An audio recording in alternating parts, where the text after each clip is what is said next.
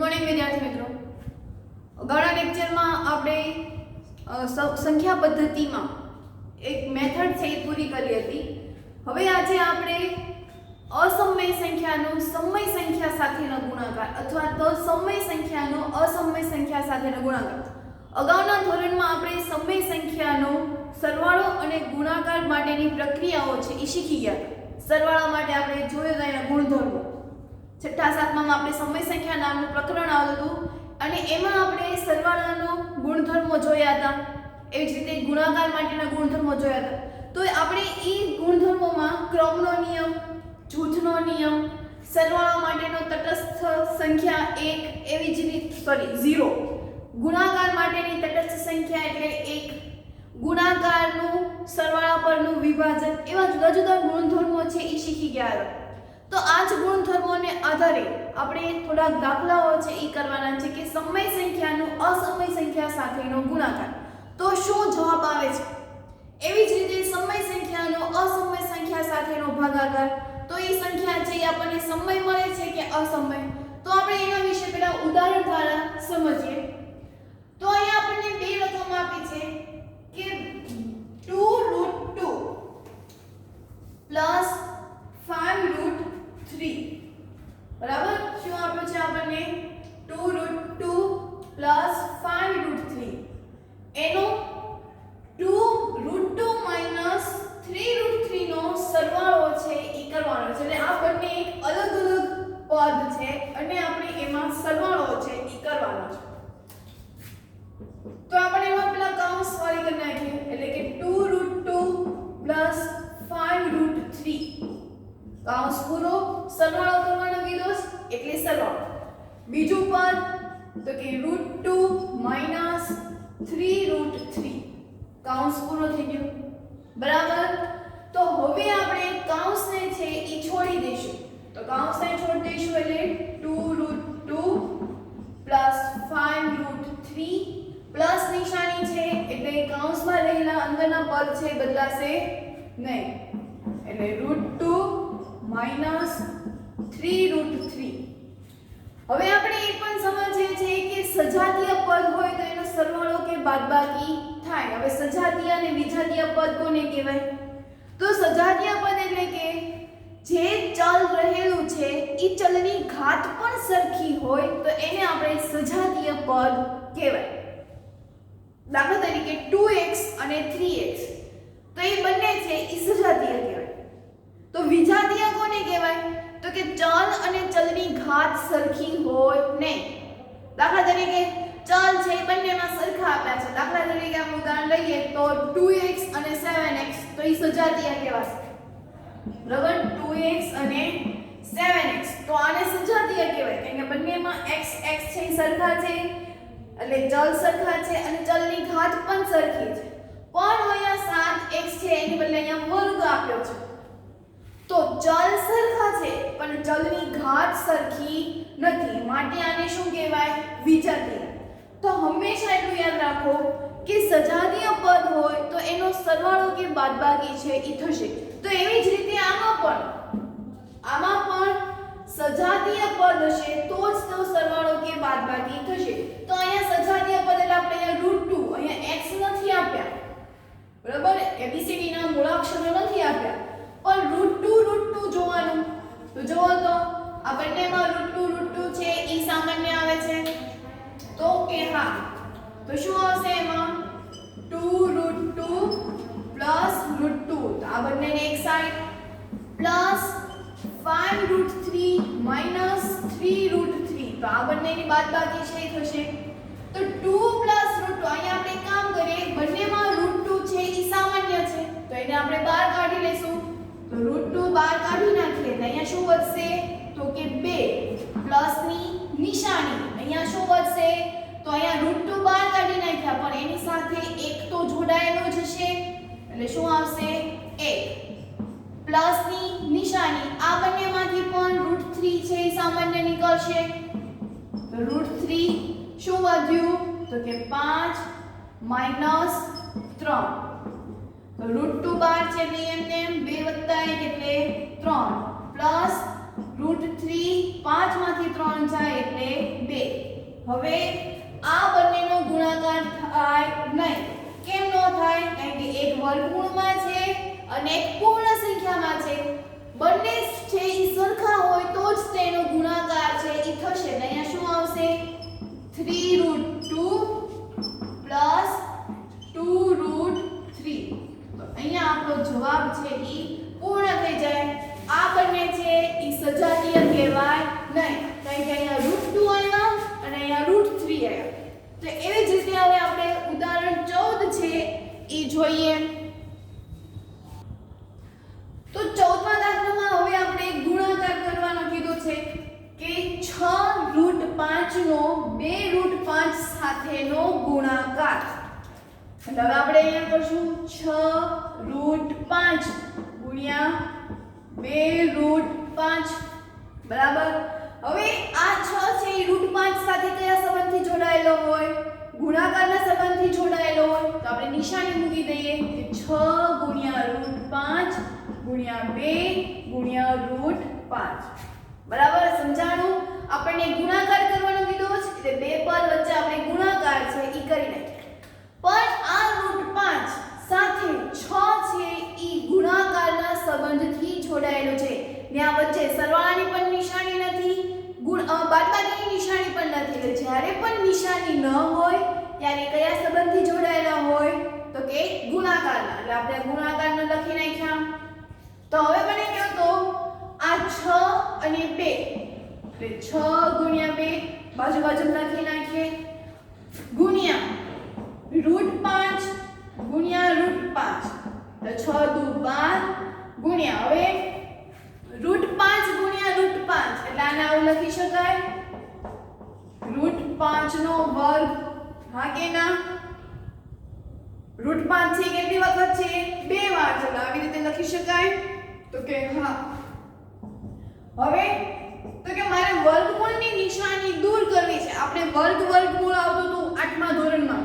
તો આપણે વર્ગમૂળની નિશાનીને દૂર કરવી હોય તો આપણે એની જગ્યાએ 1/2 છે લખતા હતા. કાં તો તમે આવી રીતે વર્ગમૂળની નિશાની કરો અથવા તો એને આવી રીતે લખો 1/2 તો પણ ચાલે. અને આ બે ઘાત તો હતા જ તે. આ 1/2 છે કોના લખ્યા? તો કે વર્ગમૂળની નિશાનીની જગ્યાએ 1/2 લખતા હતા. તો અહીંયા વર્ગ તો હતા તે. હવે જો આ બે અંશમાં આ બે છેદમાં શું જવાબ આવ્યો? તો કે 5. એમનો યાદ રહે તો આવી રીતે રાખો કે અડધું શું થાય? આખું. બે સફરજન અડધા અડધા છે એટલે આપણે આમ જોઈન્ટ કરી દઈએ એટલે આખું સફરજન બની જશે. તો અડધું એટલે શું થશે? આખું. એટલે 12 × 5 = 60. એટલે શું જવાબ આવ્યો એનો? તો કે 60. બરાબર. હજી એક ઉદાહરણ છે એ સમજીએ.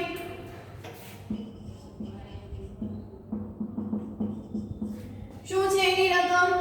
તો કે 8√15 નો 2√3 વડે ભાગાકાર કરો. 2√3 વડે ભાગાકાર કરો. એટલે હવે ભાગાકાર કરવાનો છે આપણે. તો કે 8√15 છેદમાં 2√3 લખાય આવી રીતે.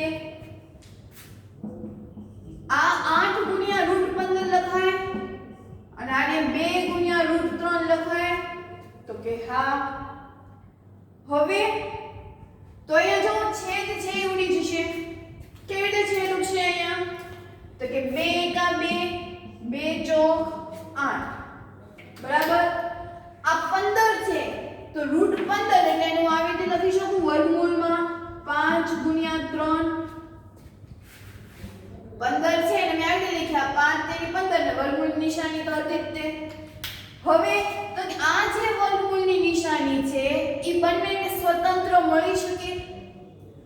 આવી રીતે આવ્યું છે √15 તો આપણે એને લખ્યું √5 ગુણ્યા 3. તો આ જે વર્ગમૂળ છે શું આ બંનેને સ્વતંત્ર મળી શકે? તો કે હા. એટલે કેવી રીતે થાય? તો કે √5 ગુણ્યા √3 એટલે કે આવી રીતે સ્વતંત્રતા એને મળી જાય. બરોબર. તો અહીંયા હું શું લખીશ? તો કે 4 તો આપણને આવ્યા હતા ગુણ્યા √5 ગુણ્યા √3 છેદમાં √3 તો હતા જ તે. તો આ √3 કેન્સલ થઈ ગયા. શું જવાબ આવ્યો? તો કે 4√5. તો આ એનો જવાબ. તો આમ આપણે ભાગાકાર પણ કરી શકીએ. આમ આપણે આટલા ઉદાહરણો જોયા તો શું આપણને જોવા મળ્યું કે સમય સંખ્યાઓનો અસમય સંખ્યા સાથેનો સરવાળો અથવા તો બાદબાકી શું મળે છે આપણને? અસમય સંખ્યા. આપણે નોંધ હમણાં લખીશું. આપણે ચલો અહીંયા લખીએ છીએ કે સમય સંખ્યાઓનો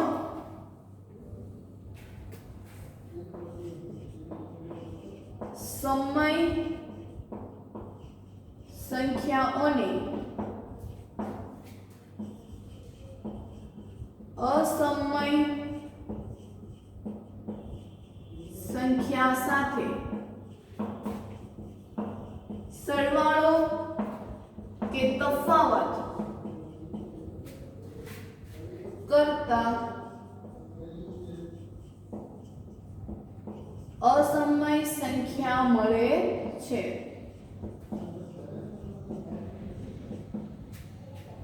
બરાબર. પછી તો કે શૂન્યતર સમય સંખ્યા સાથે અસમય સંખ્યાનો જો ભાગાકાર કે ગુણાકાર કરીએ તો પણ એનો જવાબ છે આપણને શું મળે છે? તો કે અસમય સંખ્યા. લખીએ આપણે એ પણ નોંધ. એના પછી બીજો નિયમ લખીએ આપણે કે શૂન્યતર સમય સંખ્યા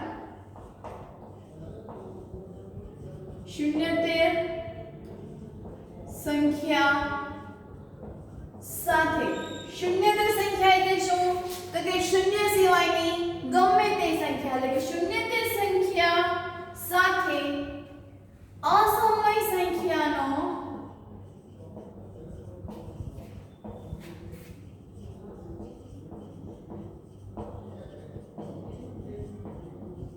ગુણાકાર કે ભાગાકાર શું મળે છે? તો કે અસમય સંખ્યા.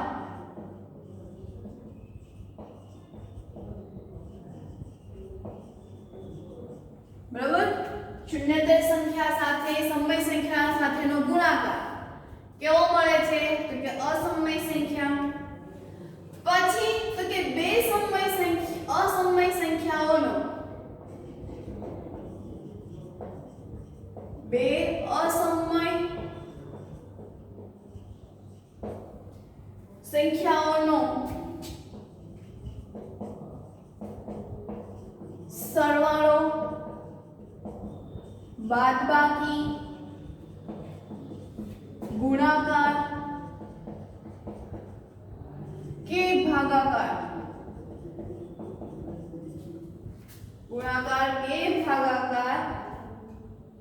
સમય અથવા તો અસમય હોઈ શકે છે. એ લખ્યા અહીંયા સમય જશે. સમય કે અસમય હોય છે. બરાબર. કે બે અસમય સંખ્યા લઈ લો અને તમે એનો સરવાળો કે બાદબાકી કરશો તો જ તે સમય અથવા તો અસમય સંખ્યા મળશે. બાકી શૂન્યતર સંખ્યા પણ કેવી અહીંયા લખી નાખીએ સમય. શૂન્યતર સંખ્યા કે જે કેવી હોય સમય અને એની સાથે જો આપણે અસમય સંખ્યા સાથેનો ગુણાકાર કે ભાગાકાર કરશું તો આપણને અસમય સંખ્યા જ તે મળશે. ક્લિયર? તો હવે આ બીજા થોડાક આપણે ગુણધર્મો છે જોઈએ. તો આપણે જ્યારે બેઝિક પદાવલીઓ એટલે કે અવયવ પાડવા જ્યારે આપણે 8મા ધોરણમાં ભણતા હતા ત્યારે અમુક નિત્ય સમ છે એ આવતા હતા. બરોબર. કેવા નિત્ય સમ આવતા હતા?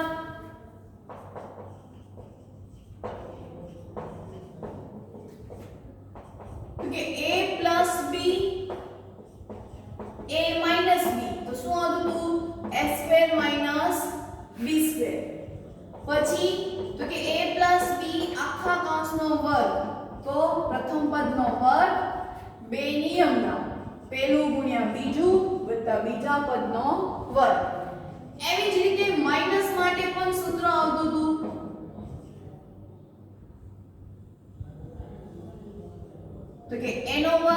માઇનસ 2ab પ્લસ b નો વર્ગ a માઇનસ b ઘન તો કે a ઘન માઇનસ b ઘન માઇનસ 3ab કૌંસમાં a minus b as it is. આવી જ રીતે પ્લસ માટે પણ આવતું હતું તો કે a ઘન વત્તા b ઘન વત્તા 3ab કૌંસમાં a પ્લસ b આ કૌંસ છે એઝ ઇટ ઇઝ. a ઘન માઇનસ b ઘન અથવા તો પ્લસ માં ચલે એટલે a ઘન પ્લસ b ઘન તેનું સૂત્ર શું આવે તો કે a પ્લસ b કૌંસમાં a નો વર્ગ વિરુદ્ધ નિશાની એટલે પ્લસ છે તો માઈનસ ab પ્લસ b નો વર્ગ. આવી જ રીતે માઈનસ માટે પણ સૂત્ર હતું તો કે a માઈનસ b a નો વર્ગ વિરુદ્ધ નિશાની માઈનસ છે તો પ્લસ ab અને છેલ્લે તો કેવું આવશે તો કે પ્લસ જ છે. એટલે આ બધા નિત્યસમ છે ઈ આપણે અત્યાર સુધી છે ઈ શીખી ગયા હતા 8મા માં પણ એમ. તો હવે થોડા બીજા નિત્યસમ આની જેમ જ છે. આ જ્યારે પૂર્ણ સંખ્યામાં આવે છે એવી જ રીતે હવે આપણને રૂટમાં આવશે એટલે કે આપણને અમુક સંખ્યાઓ છે ઈ અસમય સંખ્યાઓને એવી રીતે આવશે.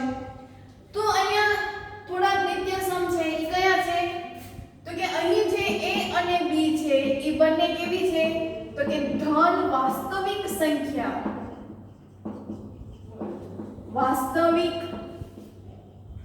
સંખ્યા છે. બરાબર. a અને b બંને કેવી છે તો કે ધન વાસ્તવિક સંખ્યા.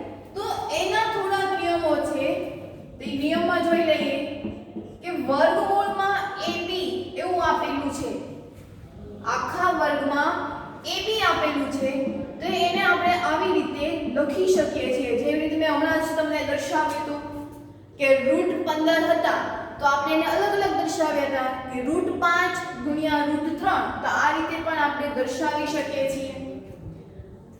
પછી આ ગુણાકારની વાત થાય એવી જ રીતે ભાગાકાર માટે કે a ના છેદમાં b આખા વર્ગમૂળમાં એની અંદર a ના છેદમાં b છે તો આ વર્ગમૂળની નિશાની છે એને સ્વતંત્ર મળી શકે એટલે કે રૂટ a છેદમાં રૂટ b.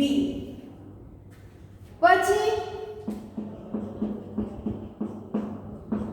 તો કે વર્ગમૂળમાં a માઈનસ વર્ગમૂળમાં b વર્ગમૂળમાં a પ્લસ વર્ગમૂળમાં b છે. તો આવજો આ સૂત્ર આપણે અહીંયા જોયું હતું. ક્યાં જોયું હતું? આ જો a plus b a minus b તો શું થતું હતું a square minus b square. હવે અહીંયા અડધું અડધું છે તો અડધું નું શું થઈ જશે આખું. જો અહીંયા આખા આખા હતા એટલે વર્ગ થયો, અહીંયા અડધું અડધું છે તો શું થઈ જશે એક આખું એટલે કે a માઈનસ b એવું સૂત્ર બનશે. બરાબર. પછી ધારો કે અહીંયા a આખો છે અને b અડધા છે a minus root b a plus root b. ચલો આવી રીતના છે તો આમાં પણ આ જ નિયમ વાપરવાનો કે બંને કૌંસ છે એ સરખા છે. ફરક ક્યાં પડે છે તો કે નિશાની. તો ત્યાં પણ કયો રૂલ વાપરવાનો પેલો જ તે. તો ત્યાં શું બનશે તો અહીંયા a આખો છે તો a આખો હોય તો શું બની જશે તો a નો વર્ગ માઈનસ નિશાની b અડધા અડધા છે તો b આખો બની જાય એનો વર્ગ બનશે નહીં એટલે શું બન્યું a નો વર્ગ માઈનસ b. બરાબર. હવે દાખલા તરીકે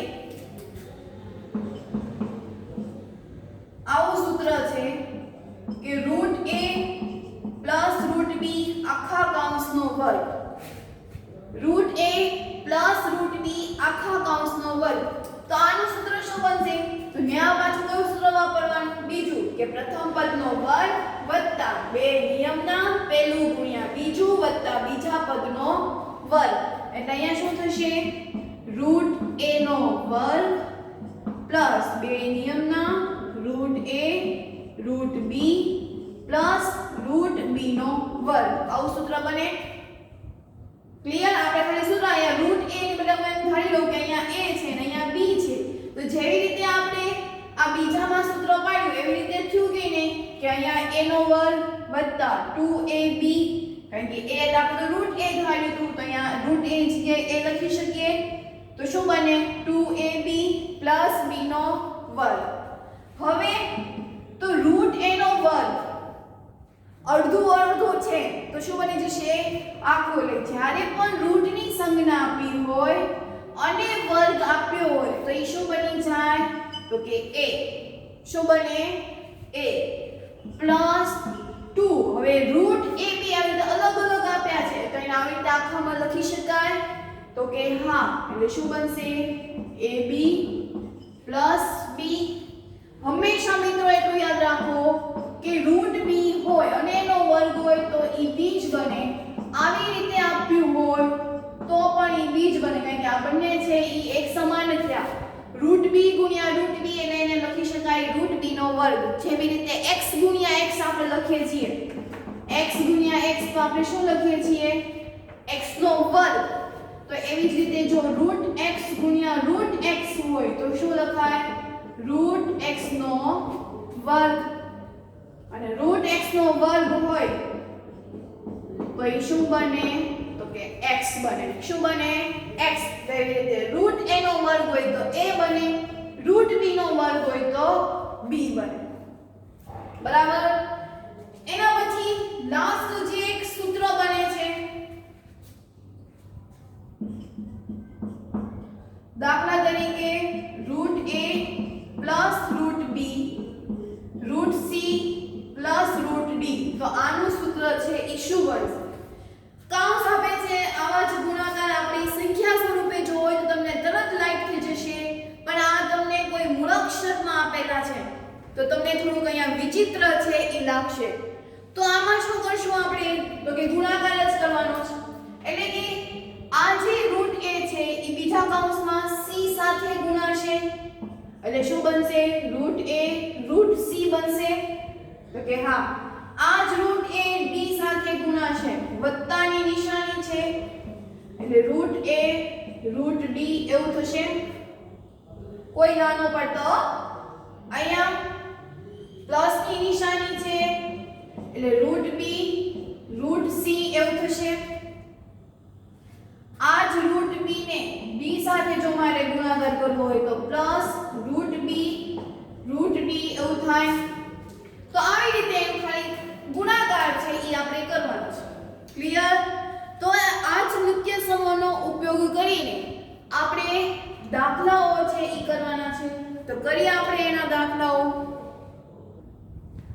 તો સ્વાધ્યાય 1.5 માં પહેલો પ્રશ્ન છે કે આપેલી સંખ્યાઓનું એટલે કે સમય સંખ્યા અને અસમય સંખ્યામાં એનું વર્ગીકરણ છે એ કરવાનું છે.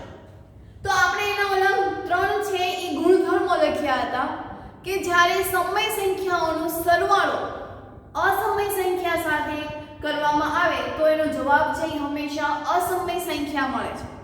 એવી જ રીતે સમય સંખ્યાઓનું બાદબાકી છે એ અસમય સંખ્યા સાથે કરવામાં આવે તો પણ જવાબ છે શું મળશે અસમય સંખ્યા.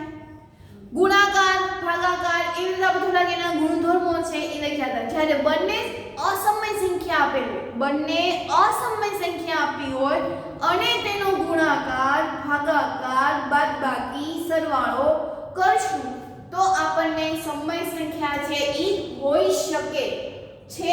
એવું નથી કહેતી હું, શું હોઈ શકે. જોઈએ આપણે તો અહીંયા જો 2 છે એ સમય સંખ્યા કહેવાય, રૂટ 5 છે એ અસમય સંખ્યા કહેવાય. અસમય સંખ્યા કોને કહેવાય કે જેનું વર્ગમૂળ છે એ ન નીકળી શકતું હોય તો એને આપણે અસમય સંખ્યા છે એ કહીએ છીએ. તો અહીંયા રૂટ 5 છે એનું વર્ગમૂળ નીકળી શકતું નથી માટે આપણે એને શું કહીશું અસમય સંખ્યા. તો સમય સંખ્યાની બાદબાકી હું અસમય સંખ્યા સાથે કરીશ તો જવાબ છે મને શું મળશે હંમેશા તો કે અસમય સંખ્યા. ક્લિયર? હવે અહીંયા જો 3 + √23 - √23 એવું આપ્યું છે એટલે કે સમય સંખ્યાનું અસમય સંખ્યા સાથે જો હું સરવાળો કરીશ તો મને જવાબ અસમય સંખ્યા મળશે. અસમય સંખ્યાની બાદબાકી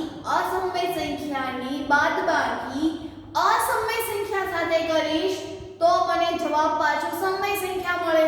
આપણે ઓલી લખી હતી નોંધ, એમાં 3 હતું ને કે બે અસમય સંખ્યા સાથે જો હું બાદબાકી કરીશ અથવા તો ગુણાકાર કરીશ અથવા સરવાળો કરીશ તો એનો જવાબ છે એ સમય સંખ્યા હોઈ શકે. તો અહીંયા હું એક કામ કરું, આ કૌંસથી છોડી નાખું એટલે 3√23 માઈનસ √23 આવું થશે. બરાબર, કૌંસ છોડી દીધા એટલે 3 + √23 માઈનસ √23 એવું થશે. તો આ √23 પ્લસ √23 માઈનસ √23 છે કેન્સલ થઈ ગયા. શું જવાબ આવ્યો? તો કે 3. તો 3 છે શું કહેવાય? તો કે સમય સંખ્યા. સમય સંખ્યા કોને કહેવાય? તો કે p ના છેદમાં q સ્વરૂપનું હોય તો એને સમય સંખ્યા કહેવાય. અહીંયા 3 છે તેને હું લખી શકું 3 ના છેદમાં 1, કારણ કે આપણે છેદમાં 1 હોય તો આપણે એને દર્શાવતા નથી, પણ ત્યાં હોય તો ખરી જ તે. એટલે આ બંને કેવા થઈ ગયા? તો કે p/q સ્વરૂપનું, એટલે કે ઈ સમય સંખ્યા છે. ક્લિયર? એના પછી અસમય સંખ્યા. હવે જો અહીંયા અસમય સંખ્યા એટલે √7 આવી. √7 નું વર્ગમૂળ નીકળતું નથી, માટે આ અસમય સંખ્યા થઈ. નીચેની પણ અસમય સંખ્યા થઈ. તો બંને અસમય સંખ્યા હોય અને ભાગાકાર થાય તો એ શું બનશે? હંમેશા સમય સંખ્યા. નોંધ નંબર 3 કે બંને અસમય સંખ્યાઓનો સરવાળો, બાદબાકી, ગુણાકાર, ભાગાકાર કરીએ તો જવાબ છે એ શું મળશે? હંમેશા તો કે સમય સંખ્યા. એટલે અહીંયા √7 છે એ કેન્સલ થઈ જશે. આને હું આવી રીતે લખી શકું 2 √7 એટલે 2 × √7 √7 આ √7 કેન્સલ થઈ ગયા. શું વધ્યું? તો કે 2 ના છેદમાં 7 એટલે p/q સ્વરૂપ થયું. p/q સ્વરૂપ એટલે તો કે સમય સંખ્યા. લાભ છે એ કયું છે? તો કે સમય સંખ્યા. પણ અહીંયા જુઓ ચોથો દાખલો કે એક છે એ સમય સંખ્યા છે, એક અસમય સંખ્યા છે. તો એક સમય સંખ્યા અને એક અસમય સંખ્યાનો જો ભાગાકાર કરીશ તો હંમેશા મને અસમય સંખ્યા મળે. શું મળશે મને? અસમય સંખ્યા.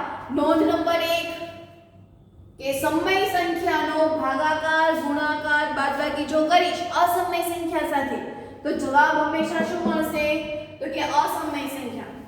બીજી એક વાત ક્લિયર કરી દો કે અહીંયા પાઈ ની કિંમત આપણે શું દર્શાવીએ છીએ? 22 સપ્તમાંશ. પણ આ જે પાઈ ની કિંમત છે એ આપણે અસમય સંખ્યામાં ગણીએ છીએ. એ કેવું વિરોધી છે કે સમય સંખ્યા હોવા છતાં આપણે એને શેમાં ગણીએ છીએ? એટલે અસમય સંખ્યા. એટલે અહીંયા પાઈ ની જે કિંમત છે 2π એને આપણે શેમાં વર્ગીકરણ કરશું? તો કે અસમય સંખ્યામાં. બરાબર, સમજાણું આટલું? તો આમ આપણે વર્ગીકરણ છે ઈ કર્યું. હવે તો એના પછી પ્રશ્ન 2 કે સાદુરૂપ આપો. આપણે આવા દાખલાઓના હમણાં જ નિત્ય સમો છે ઈ જોયા તો એના આધારે કરવાનું છે. તો અહીંયા જુઓ કે 3 છે એ આ 2 સાથે ગુણાશે એટલે શું આવશે જવાબ? તો કે 3 × 6. બરાબર, આ જ 3 ને હું √2 સાથે ગુણાવીશ એટલે શું જવાબ આવશે? તો કે પ્લસ ની નિશાની 3√2. બરાબર, આ 3 ને હું 2 સાથે ગુણાવીશ તો શું જવાબ આવ્યો? તો કે 2√3. બે પૂર્ણ સંખ્યા છે એટલે આપણે આગળ લખશું જે કોઈ પૂર્ણ સંખ્યા છે એ વર્ગમૂળની આગળની છે લખશું. એટલે 2 + √3. આ જ √3 ને હું √2 સાથે ગુણાવીશ એટલે એ આવી રીતે થઈ જશે √3 √2. હવે આ √3 ને આખા કૌંસમાં લખી શકાય એક વર્ગમૂળમાં તો કે 6 + 3√2 + 2√3. આ બંને સરખા નથી. જો અહીંયા વર્ગમૂળમાં 2 છે, આ વર્ગમૂળમાં 3 છે એટલે એ વિજાતીય પદ થયા ને વિજાતીય પદનો સરવાળો કે બાદબાકી થતો નથી એટલે આનું કાંઈ થશે નહીં. વત્તા આને હું આમ લખી શકું 3 × 2 આખા જ કૌંસમાં તો કે હા એટલે 6 પ્લસ 3√2 પ્લસ 2√3 પ્લસ વર્ગમૂળમાં 6 તો અહીંયા આપણો આ જવાબ છે ઈ પૂર્ણ થઈ ગયો હવે આનાથી આગળ કોઈ પ્રક્રિયા થતી નથી આ 6 દેખાય છે પણ એક 6 છે એ પૂર્ણ સંખ્યા છે એક 6 વર્ગમૂળમાં છે જેનું વર્ગમૂળ નીકળતું નથી એટલે આપણે એની પ્રક્રિયા છે આગળ કરી શકીએ નહીં એવી જ રીતે અહીંયા તો આનું પણ એક સૂત્ર હતું શું સૂત્ર હતું આવું સૂત્ર હતું a-√b અને a+√b તેનું સૂત્ર શું લખતા હતા કે બંને સરખા પદ છે ફક્ત નિશાની જ અલગ છે એટલે શું સૂત્ર બનશે તો કે a² - b આવું સૂત્ર બનાવ્યું હતું તો એ જ પ્રમાણે આમાં પણ કરીએ કે અહીંયા a બરાબર શું આપ્યું છે 3 b બરાબર શું આપ્યું છે √3 તો નિત્યસમમાં કિંમત મૂકતા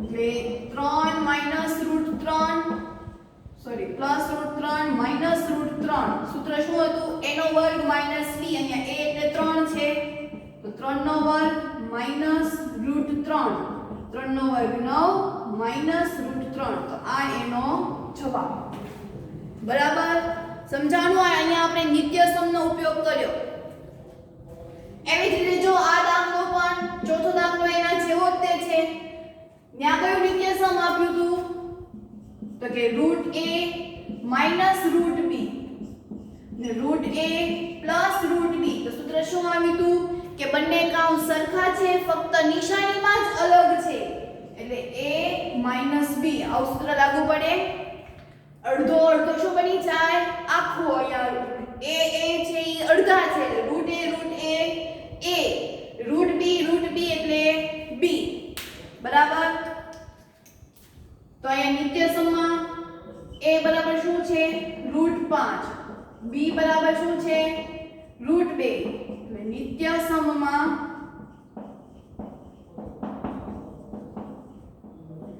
કિંમત મુકતા એટલે a શું થશે √5 -√2 √5 +√2 એટલે કિંમત મૂકીએ એટલે શું આવશે 5 - 2 ને 5 - 2 એટલે શું આવશે તો કે 3 તો અહીંયા પણ દાખલો છે એ પૂરો થઈ ગયો એના પછી ત્રીજો બાકી તો અહીંયા નિત્યસમ વાપરવાનું કે પ્રથમ પદનો વર્ગ વત્તા 2 નિયમના પહેલું ગુણ્યા બીજું વત્તા બીજા પદનો વર્ગ તો અહીંયા શું આવશે તો કે √5 નો વર્ગ વત્તા 2 નિયમના √5 ગુણ્યા √2 વત્તા √2 નો વર્ગ બરાબર હવે √5 નો વર્ગ શું થશે હમણાં જ આપણે કીધું હતું અડધું અડધું શું થશે આખું એટલે √5 નો વર્ગ એટલે શું થાય ત્યાં 5 અહીંયા 2 √5 ગુણ્યા એનો આવી રીતે લખી શકું 5 ગુણ્યા 2 ના નહીં પાડવાની લખી શકાય એવી જ રીતે √2 નો વર્ગ શું થશે તો કે 2 હવે અહીંયા જુઓ આ 5 અને આ 2 ઈ સમય સંખ્યા કહેવાય ના નહીં પાડવાની સમય સંખ્યા કહેવાય તો કે હા તો સમય સંખ્યાનો સરવાળો છે શક્ય બને કારણ કે બંને સજાતીય પદ થયા 5 અને 2 કેવા થઈ ગયા સજાતીય પદ એટલે સજાતીય પદનો સરવાળો કે બાદબાકી શક્ય બને તો 5 + 2 એટલે શું થશે 7 વત્તા 2 5 ગુણ્યા 2 એટલે શું આવે તો કે 10 શું આવી ગયું તો કે 7 વત્તા 2 √10 હવે પાછો આનો સરવાળો ન થાય કેમ કે √10 છે ઈ અસમય સંખ્યા થઈ ગયા છે 7 છે ઈ સમય સંખ્યા તો સમય સંખ્યાનું અસમય સંખ્યા સાથે સરવાળો કે બાદબાકી થાય નહીં એટલે એક સજાતીય છે એક વિજાતીય છે સજાતીય પદ હોય તો જ સરવાળો થશે વિજાતીય પદ હશે તો સરવાળો કે બાદબાકી થશે નહીં તો ખ્યાલ આવ્યો આમાં આપણે શું કર્યું તો હવે એના પછીના તમારે લેક્ચરમાં આપણે છેદનું સમય ઘાતાંકને આધારે એના થોડાક નિયમો છે એ જોવાના છે. તો અહીંયા આપણે આજનો લેક્ચર છે એ પૂર્ણ કરીએ છીએ. પ્રેક્ટિસ વર્કમાંથી પણ તમારે આવા જ તે દાખલાઓ તમારે કરવાના છે હોમવર્કમાં. બધાએ હોમવર્ક મોકલવું છે એ કમ્પલસરી છે. સાથે ઘડિયા લખવાના છે 1 થી 20 ના, વર્ગ લખવાના છે 1 થી 20 ના, ઘન પણ લખવાના છે 1 થી 10 ના. આટલું હોમવર્ક છે એ ફરજિયાત બધા લોકોએ મોકલવાનું છે. તો અહીંયા હવે આપણો આજનો લેક્ચર પૂર્ણ કરીએ. બીજા લેક્ચરમાં આપણે છેદનું સમીકરણ વિશે છે એ સમજીશું.